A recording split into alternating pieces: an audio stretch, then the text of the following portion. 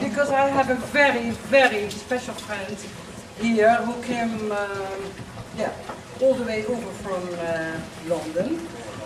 Well, no, these days it's not that far, but I remember the times when I was living in London and I had to travel by boat, and it took sometimes many, many hours.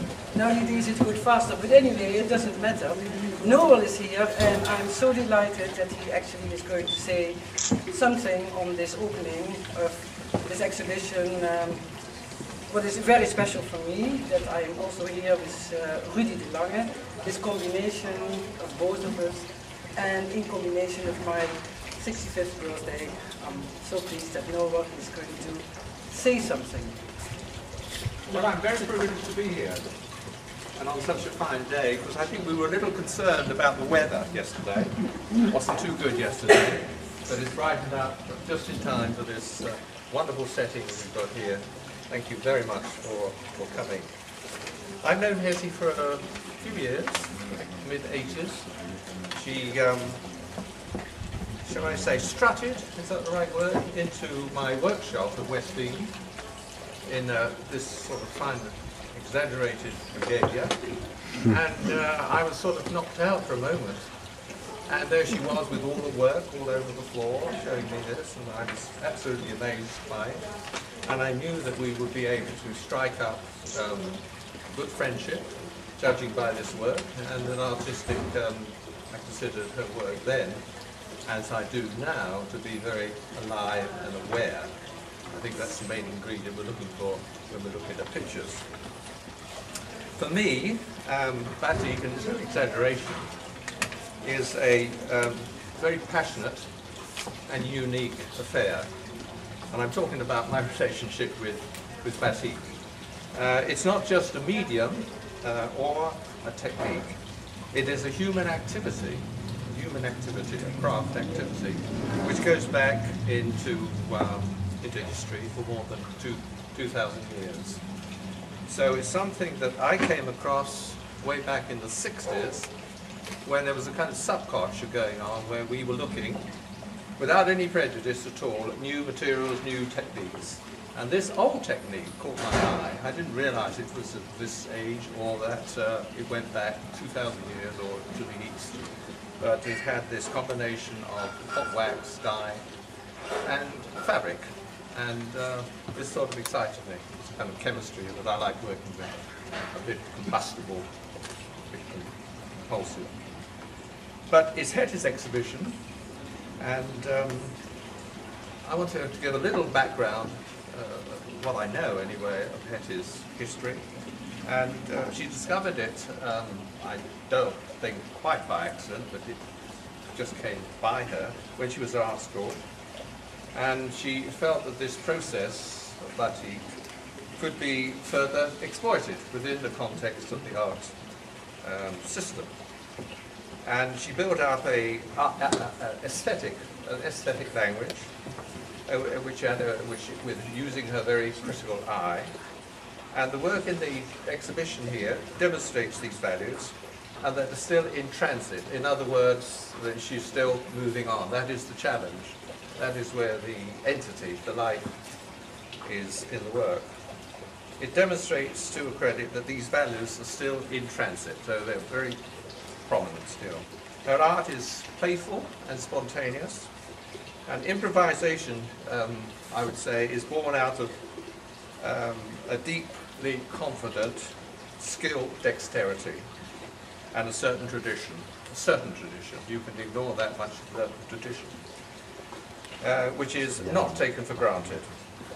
Furthermore, she finds that working on paper liberates the process, because mostly it's associated with textiles, which means that it's quite a process. It's delayed, it's quite complicated with all chemistry of dyes and waxes. And she has sped up, this has sped up the process, so she gets more instantaneous, successive applications of hot wax and dye. And the subtle control of the wax temperature, and this is a very valid point, will directly evoke the emotions in a single rapid touch. So just a touch of the dye, I beg your pardon, the wax, will will directly evoke the emotions. And you can put yourself in the moment once the wax cold. So it's a risky business, because you take the hot wax and you put it onto the fabric or the paper, in Hetty's case, and it's there, it's still, it freezes. And that acts as the resist to when the colour is applied. The paper then has a transparency about it once you put the wax in, and you can use different types of paper. And then what happens is that Hetty cuts, tears it, scratches it, stamps on it, does all kinds of things to distress it. And then she rearranges it, reassembles it into a collage, into some kind of collage. And she plays with this, as she does with everything else, going through the process, until she gets at a position where she feels complete. And then she would move on. And the quality that she gets into her work, I feel, is quite rare. It's an instinctive kind of poetry which she has, which defies presumption of representation. I don't think you'll see that in the work unless you try very, very hard, and I don't think it starts from that base. Nor is there any narrative. It's quite ephemeral. It's very difficult, sometimes, and challenging to confront. But it does tempt scrutiny and interpretation. Their questions are posed to you, the viewer. Going back into the history of Batik a bit, it was adopted in Europe in around about 1880 from the East, notably Java in principle, but was also practiced in China and Japan. So it was relatively new, apart from the museums, which had very fine costs of batik from those countries. But the Dutch artists saw that they got a sense that there was a potential here that they could use in their creativity. And so then there was a popular trend which was followed up in schools, and until the First World War, batik was known in most of Western Europe as being a household craft, which was practiced quite generously and effectively.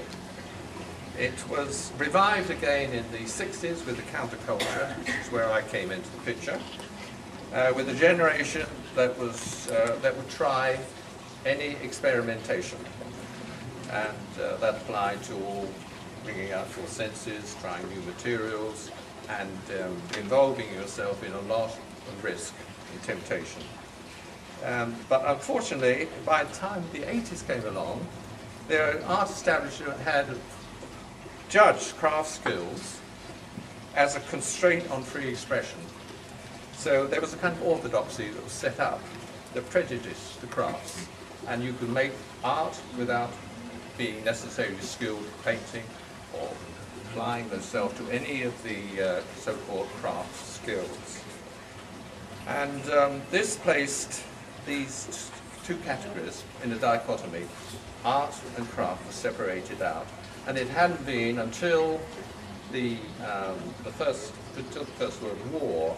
Arts and crafts were synonymous, they were as the same. But then this started coming again, and I'm afraid this is the situation more or less as it is at the moment. I do hope that this art-craft thing is just a bleep in the art history.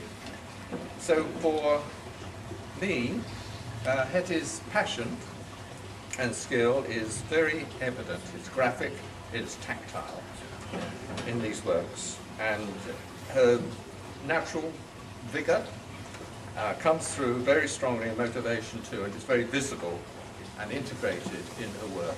So she has this blessing of being able to put these two crafts, the craft and the concept, together, and feeling that there is a lot of valid progress going on in the work, and I can see that, and I hope you can too.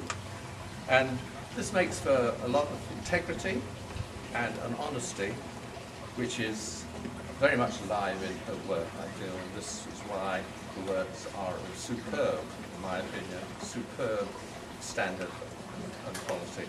And I know that she puts a lot into it. She's had the struggles with it, as and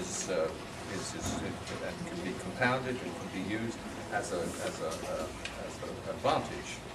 So all I have to say now is to congratulate you and thank you for providing us with such wonderful and stimulating pictures. Thank you. Thank you for coming.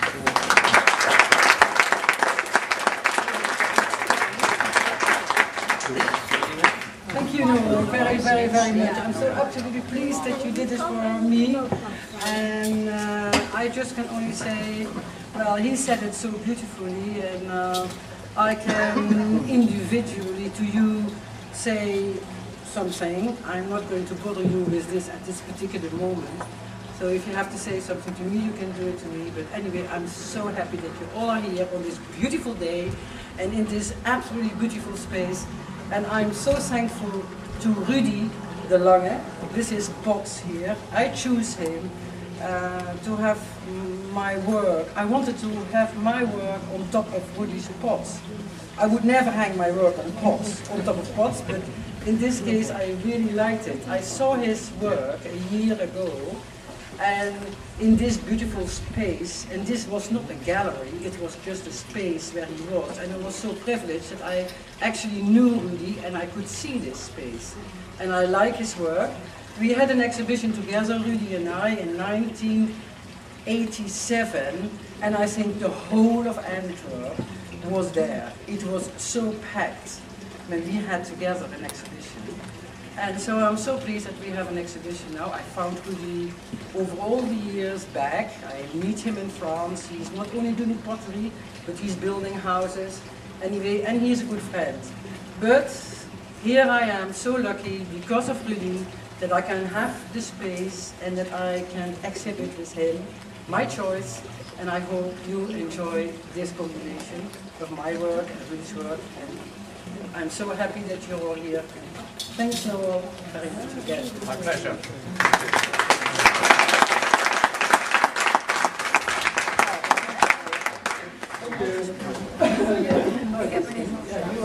And this is Rudy. Thank you, Rudy. Great.